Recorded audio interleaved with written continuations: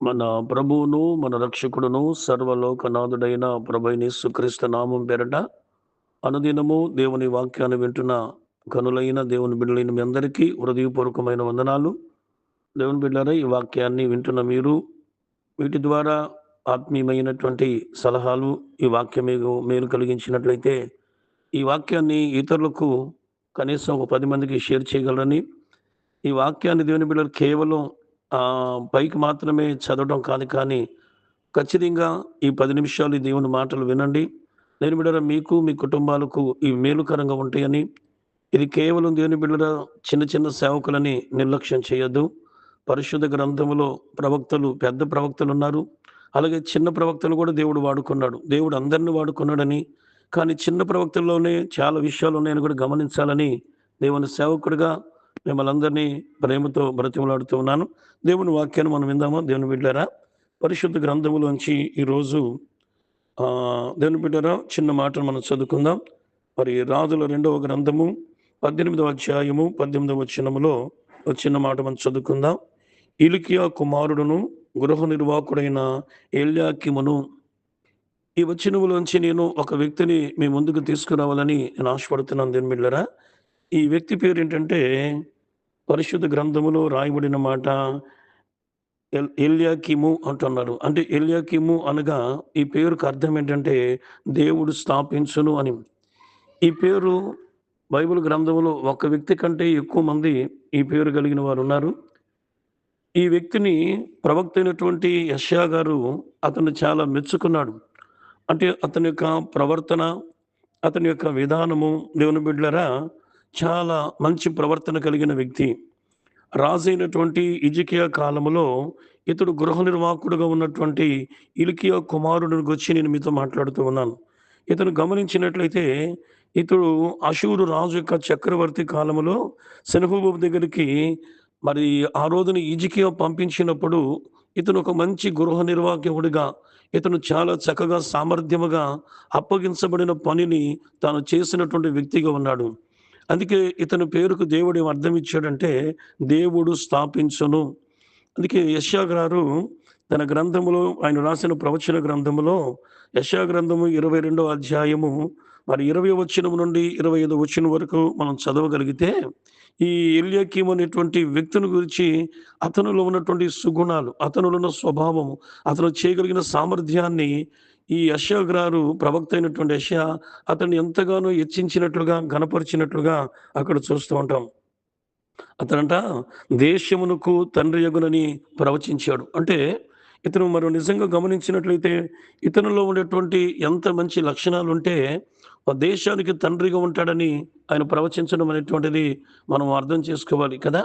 అంటే ఇందులోంచి మనకు నేర్పుతూ ఉన్న పాఠం ఏంటంటే దేవుని బిడ్డలారా, భూమి మీద దేవుడు నీకు అప్పగించినటువంటి నీ కుటుంబము అనగా నీ నీ పిల్లలు, నీవు, నీ భార్యాభర్తలు, నీ కుటుంబములో కూడా నువ్వు ఒక గృహ నిర్వాహకుడిగా ఉన్నప్పుడు నీ గృహాన్ని నువ్వు ఎలా పాలించాలి అంటే, ప్రవక్త మెచ్చుకున్నటువంటి వ్యక్తి ఎలా ఉన్నాడో, ఈ ఎల్లేఖ్యం అనేటువంటి వ్యక్తి స్థాపించే వ్యక్తిగా ఉన్నాడో, మన ద్వారా అంటే నీ కుటుంబము ద్వారా ఈ భూమి మీద ఎక్కడైతే పడిపోతున్నారో, జారిపోతున్నారో, ఈ రోజున మరి నీ గృహాన్ని చూసినప్పుడు, నీ ఇంటిని చూసినప్పుడు అనేకులు దేవుని బిడ్డలారా ఆ ఇంటి దగ్గరికి వెళ్ళి మనం తెలుసుకోవాలి, నేర్చుకోవాలనుకునే ఒక ఆలోచన మన గృహం చూడగానే రావాలి.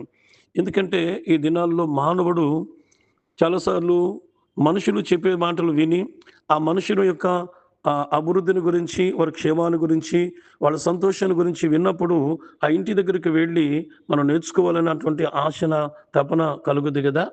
మనం ఒకసారి మనము ఆలోచిద్దామా మనం? ఎందుకంటే ఒక గృహ నిర్వాహకత్వము అనేటువంటి పని చాలా ప్రాముఖ్యమైనది. మీకు ఒక చిన్న మాట నేను బైబిల్ గ్రంథంలోంచి ఒక ఇంటిని నేను మీకు జ్ఞాపకం చేయాలని నేను ఆశపడుతూ ఉన్నాను. బైబిల్ గ్రంథంలో దేవుని బిడ్డలారా, చిన్న మాట మనం చూద్దాం. ఇది రాజుల గ్రంథంలో మనకు కనబడుతూ ఉంది. ఈ రాజుల గ్రంథములో 2వ గ్రంథములో 4వ అధ్యాయములో ప్రారంభము నుండి 7 వచనాలు చూసినట్లయితే, ఆనాడు ప్రవక్తలలో ఎలీషా అనేటువంటి వ్యక్తి ఉన్నాడు.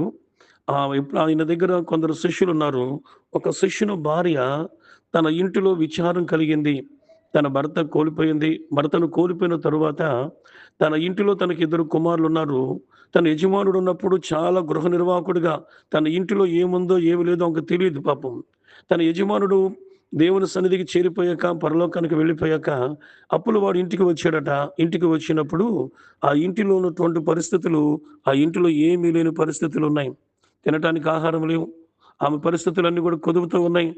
కానీ ఆ ఇంటిలో కూర్చొని ఆమె దుఃఖపడట్లేదు కానీ, అప్పుల వాడు వచ్చి తన ఇద్దరు కుమారులను తీసుకొని వెళతానన్నప్పుడు, ఆమె తిన్నగా ప్రవక్త అయిన ఎలీషా యొద్దకు వెళ్ళి, తన స్థితిని మొత్తం కూడా ప్రవక్త దగ్గర చెప్పుకుంది.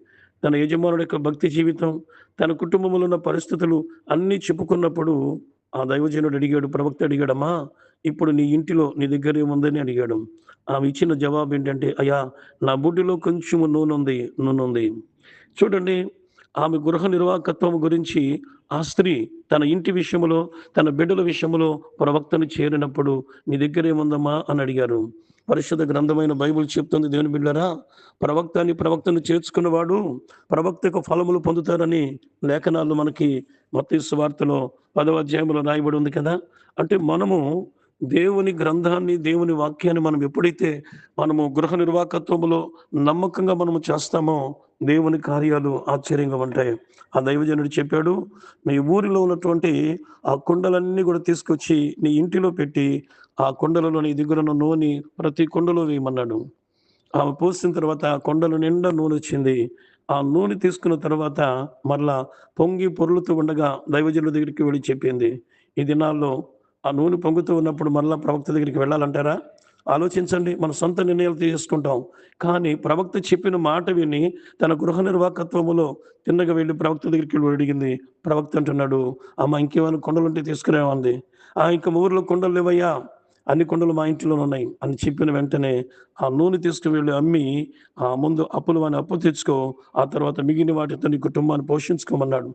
అంటే గృహ నిర్వాహకత్వములో కట్టుకోవటం. దేవుని బిడ్డలారా, ఎల్యాకీము అనేటువంటి వ్యక్తి ఇతను ఎలా ఉన్నాడు అంటే, అతను దేవుని చేత స్థాపించబడేవాడు. అంటే దేవుని పనిని రోషంగా పట్టుదలతో చేసేవాడు. ఈరోజు మనం కూడా మన కుటుంబాలలో ఆ రీతిగా దేవుడు కట్టుకోవాలని ప్రయత్నం చేయమని చెప్తూ ఉన్నాడు. కనుక ఎల్యాకీము ఏ విధముగా స్థాపించేవాడుగా ఉన్నాడో, ఈరోజు కుటుంబ వ్యవస్థలో మనమందరం కూడా అతని ద్వారా ఈ పాఠం నేర్చుకొని మన కుటుంబాలను జాగ్రత్తగా కట్టుకుంటే, మన కుటుంబాల మీదకి వచ్చేటువంటి శత్రువైన సాతానుడు ఏదో దగ్గర నుంచి మనల్ని ఇబ్బంది పెట్టాలనుకున్న దాని నుండి నీ యొక్క గృహ నిర్వాహకత్వమును బట్టి మంచి కార్యాలను చూస్తావు. ప్రార్థన. ప్రేమగల తండ్రి, నీకు వందనాలు. ఈ మాటలు వింటున్న వారందరిని ఆదరించి బలపరచండి. యేసు నామములో అడుగుచున్నాం తండ్రి. ఆమేన్.